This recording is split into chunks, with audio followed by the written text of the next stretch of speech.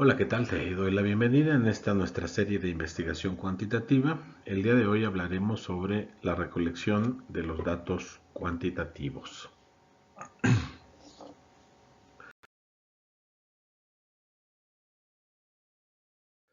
La referencia es un trabajo de la Universidad del Valle de Grijalba que a su vez extrae algunos elementos del caso del libro reconocido de Hernández Sampieri. ¿Qué implica la etapa recolección de datos? Elaborar un plan detallado que nos lleve a reunir información para un propósito en específico, en concreto. ¿Cuáles son las fuentes de donde se obtendrán los datos? Es algo que hay que considerar. ¿En dónde están estas fuentes? ¿Qué medios utilizaremos para obtener la información? ¿Y de qué manera lo procesaremos para poder resolver el problema planteado?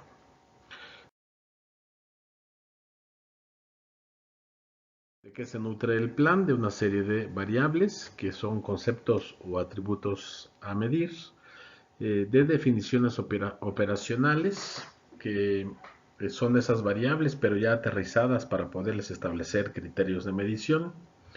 La muestra, que es un subconjunto de la población, de ese total del universo o población total, y los recursos disponibles para poder llevar a cabo dicha tarea. Medir es asignar números, símbolos o valores a las propiedades de objetos o eventos. Se vincula con concepto abstracto y con indicadores empíricos.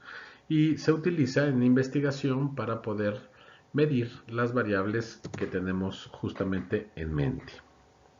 ¿Cuáles son los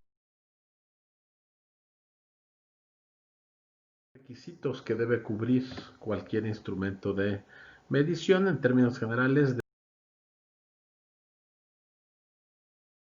ser confiable, que tenga consistencia y coherencia, que sea válido, que se pueda demostrar y medir en la práctica, y que sea objetivo, que sea creíble y que esté relacionado con lo que se está buscando medir. El procedimiento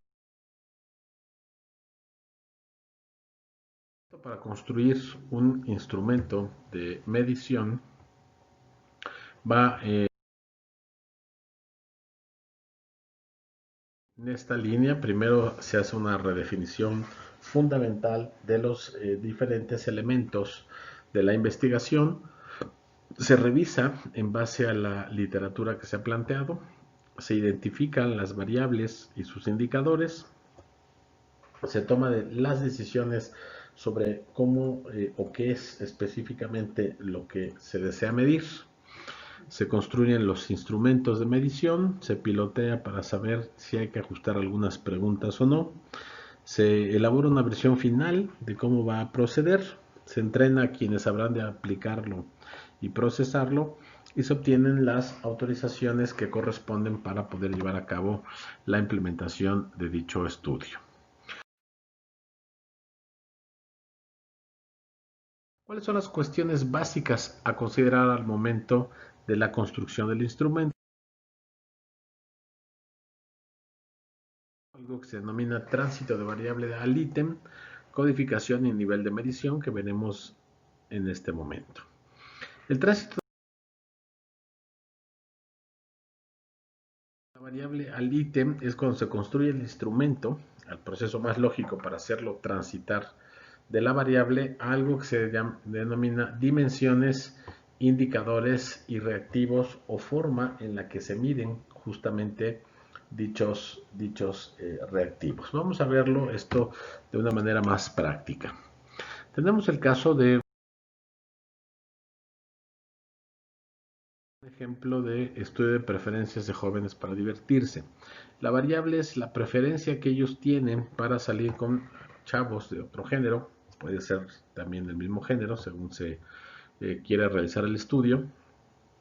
La variable es la preferencia de qué actividad prefieren ellos, esa es la variable. Establecemos aquí dos dimensiones, una puede ser actividad nocturna entre semana y la otra los fines de semana. El indicador es una jerarquía de preferencias, cuál está sobre cuál en cuanto a las actividades que prefieren hacer los chavos entre semana y el fin de semana. Y aquí está el ítem, que son los que se van a medir, y aquí les preguntaremos cuál de estos son los que prefieres. Pueden ponerte que prefieren acudir al teatro, después a la taberna, después al cine, después a pasear. Esa es la jerarquía de valores y esto es lo que determina el valor de esta variable en esta dimensión que es nocturna entre semana, y lo mismo sucede en la otra dimensión. Y después de esto viene la codificación. La codificación es así. Es un valor que en este caso puede ser 1 y 2, pero también puede ser 2, 1. Hay diferentes tipos de codificación de variables. Veamos algunos casos al efecto. Ahora, exposición diaria de la televisión, aquí se les asigna un valor. Por ejemplo, si no ve televisión le vamos a poner 0 puntos, y si ve más de 4 horas le vamos a poner 9 puntos. Le podríamos poner, si queremos, un punto a no ver televisión y 10 puntos a ver más de 4 horas. Uno elige, determina el valor. Hay 4 niveles de medición, como podemos apreciar en esta pantalla. Iniciemos con el nivel de medición nominal.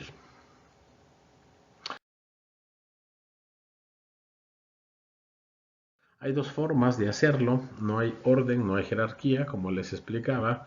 Uno puede ser masculino y dos puede ser femenino, o puede ser dos femenino masculino en el orden en el que se ponga, o ponerles algunos signos o símbolos, no tiene mayor importancia. Aquí en la ordinal sí tiene una jerarquía, de más alto a más bajo, es como se establece los valores. El de medición por intervalo, el 0 es arbitrario, no es real, y a partir de ahí se van realizando intervalos de 5, de 10, de 15 o del número que se desee tomar. Y en el nivel de medición de la razón también es por variación, por intervalo, pero el 0 sí tiene un punto en la escala, ¿no? Por ejemplo, exposición de la televisión en minutos puede ser 0 y puede llegar hasta 10. Número de hijos, tienes 0 hijos o 10 hijos. ¿Cuántos productos vendiste? ¿Vendiste 0 o vendiste 100 o el número que se considere? El cuestionario, ¿cómo vamos a elaborar estos cuestionarios? Empecemos por definir lo que es un cuestionario. Este es el instrumento que se usa para que a través de un conjunto de preguntas respecto a una o más variables podamos obtener un resultado para resolver justamente el planteamiento de la hipótesis. Podemos hacer preguntas cerradas o preguntas abiertas. Las preguntas cerradas son más fáciles de codificar y puede ser de sí, no, pueden ser varias alternativas. Pueden ser escalas, pueden ser números, y las abiertas, después de que ellos dieron sus respuestas, nosotros establecemos las categorías. Las características es claridad, precisión y comprensión, brevedad, vocabulario simple, no amenazar, no incomodar a las personas, no hacerlas sentirse mal, referirse a un aspecto en específico, no deben de inducir la respuesta, no pueden apoyar en evidencias comprobadas, porque entonces ya estamos induciendo de alguna manera. Evitar preguntas que nieguen el asunto que se interroga, o sea, decirles, no, ¿verdad que no está de acuerdo en esto? No se hagan preguntas racistas, sexistas o cualquier tipo de cuestión religiosa, por ejemplo, que pueda llegar a ofender a los participantes, con varias categorías de respuesta y que no sea obviamente tan tendenciosa. Este es un esquema de lo que podría ser el armado de un cuestionario, ¿sí? El propósito, la motivación, el agradecimiento, cuánto tiempo va a contestarlo para que se firme o se indique el consentimiento, en el caso que lo requiera, quién es el que lo aplica, el que lo distribuye. Todos estos son datos que más o menos puede llegar a tener un cuestionario.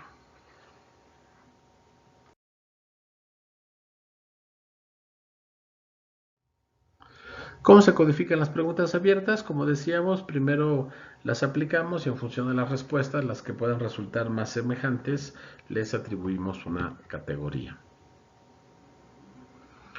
Puede aplicarse autoadministrado, ya sea vía correo o ya sea de manera presencial. El encuestado recibe el cuestionario y lo responde y entrega. O se lo podemos hacer de manera personal, ¿sí? O lo podemos hacer personal ya sea físicamente o, dadas las épocas actuales, a través de una videoconferencia o vía telefónica o también por correo electrónico se puede implementar. ¿Cuáles son las escalas para poder medir esto que se denomina actitudes? Una actitud primero es una predisposición aprendida para responder coherentemente y de manera favorable o desfavorable ya sea ante un objeto, ser vivo o lo que sea, lo que se le esté preguntando o cuestionando.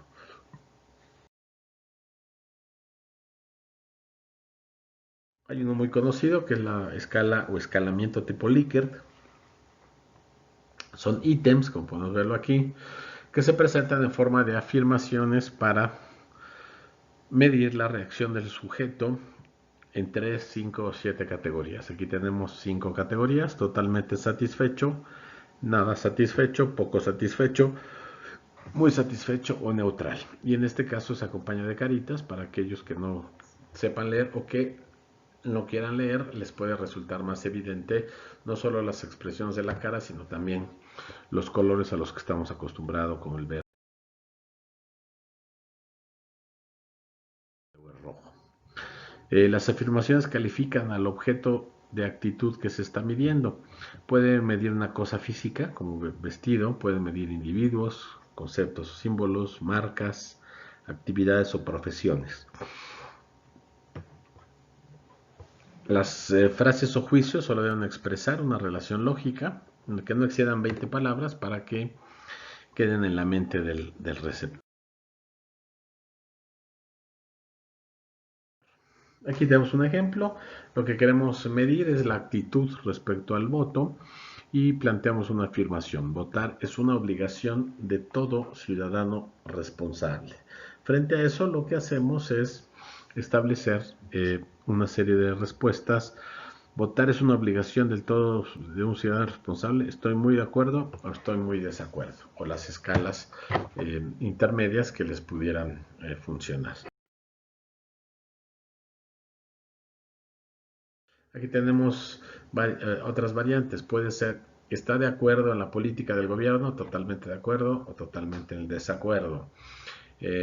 Cuando usted compra en la alternativa 2 productos en el súper, siempre revisa las etiquetas o revisa las etiquetas. No hay que ponerle siempre porque estamos induciendo. Usted cuando va al súper revisa las etiquetas. Siempre, nunca, algunas veces o el intermedio. Eh, Bañarse y salir sin taparse da gripa. Completamente verdadero, completamente falso o las opciones intermedias. Entonces podemos jugar con varias opciones de respuesta.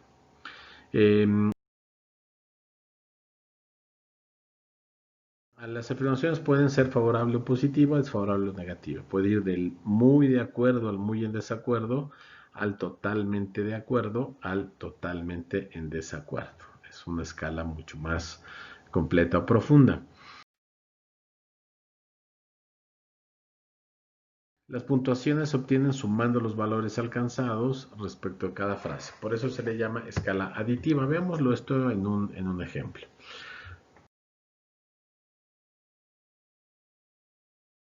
Vamos a medir cuál es la percepción de del personal de la Dirección Nacional de Impuestos. Si contestas la respuesta 1, ¿sí? Quiere decir que la imagen es muy mala. Y si respondes la opción 5, quiere decir que su imagen es muy buena. ¿El personal es grosero? Estoy muy de acuerdo. La dirección se caracteriza por ser deshonesto, muy de acuerdo. Los servicios en general son muy buenos, muy en desacuerdo. Estoy muy en desacuerdo de que sean buenos. Estoy de acuerdo en que sean deshonestos y estoy de acuerdo en que sean groseros. El punto 1 más 1 más 1 me da 3. Es la actitud muy desfavorable. Y por el contrario, el número 5, ¿sí? Si yo les pregunto, ¿es grosero? Estoy en desacuerdo. ¿Es deshonesto? Y le ponemos, estoy en desacuerdo. Y aquí le ponemos, los servicios son buenos y el 5 es muy de acuerdo. Son 5, 10 y 15. La escala mayor es 15. En este ejercicio, aquí contestó 1, aquí contestó 2 y aquí contestó 1, lo que suman 4 puntos. Quiere decir que la actitud respecto al personal de la Dirección de Impuestos está más o menos por donde estoy marcando el cursor, que es el número 4. Así es como podemos tipificar o medir justamente estas escalas de actitud.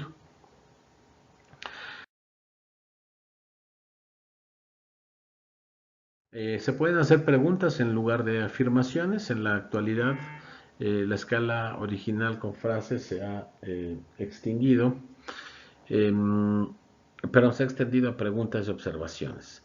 Para elegir a sus proveedores, ¿qué tan importante representan el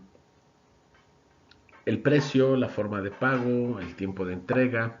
Pues puede ser muy indispensable o menos indispensable, y de la misma manera se hace la cuantificación que se había sugerido.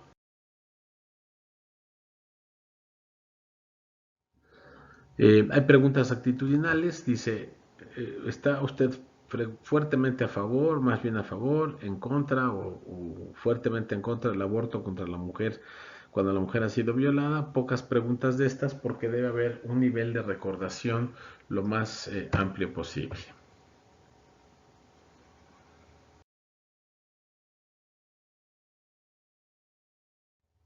Aquí es completar las frases. Mis creencias religiosas afectan ningún aspecto de mi vida o absolutamente todos los aspectos de mi vida, o sí, no, o muy poco o mucho.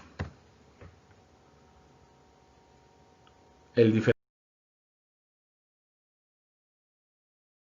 semántico es presentar al candidato A, Juan Pérez, es justo o injusto. Ya, si marco aquí es que es muy injusto, si marco aquí pues ni uno ni otro, si marco aquí es muy justo. Pero igual se hace esta medición hacia un lado o el otro. Lo mismo, fuerte, bonito, activo, débil, feo, pasivo.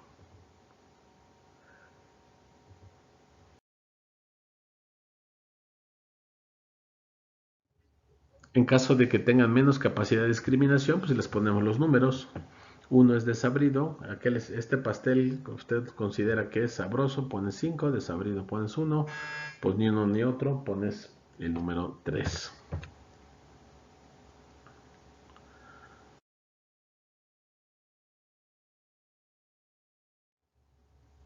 Lo mismo en este caso.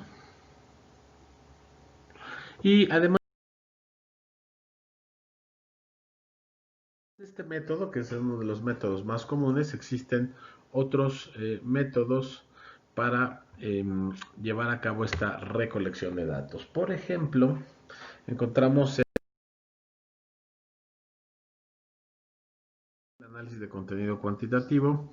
Se estudia cualquier tipo de comunicación de una manera objetiva y sistemática que cuantifica los mensajes. Por ejemplo, vamos a evaluar el grado de contenido sexual de los programas.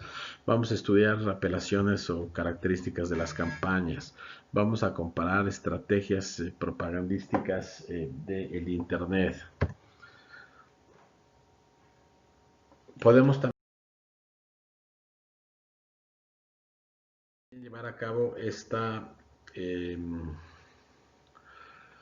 otra técnica, que es la de observación. Podemos ser participantes, cuasi participantes o no participantes, y en este sentido nosotros debemos de registrar de manera lo más cuantitativa posible en una bitácora el resultado de lo que estamos mirando o observando. Tenemos otra posibilidad, que es el de pruebas estandarizadas, inventarios. Aquí que la inteligencia, la personalidad, el razonamiento matemático, satisfacción laboral, etcétera, se aplica mucho para los chavos que salen del bachillerato e ingresan a la universidad, y se aplica también cuando se ingresa a un trabajo, a un nuevo empleo, por ejemplo.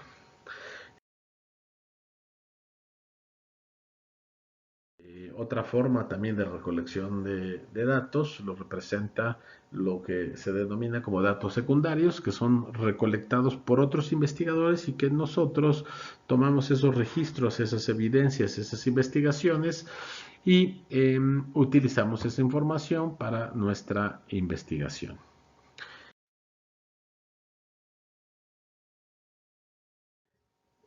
Uno más es el de instrumentos mecánicos y electrónicos, como el polígrafo detector de mentiras, la respuesta galvánica de la piel, las pistolas láser que miden las velocidades, los electrodos que captan la actividad cerebral, etcétera. Y por último podemos encontrar uno más, que son los instrumentos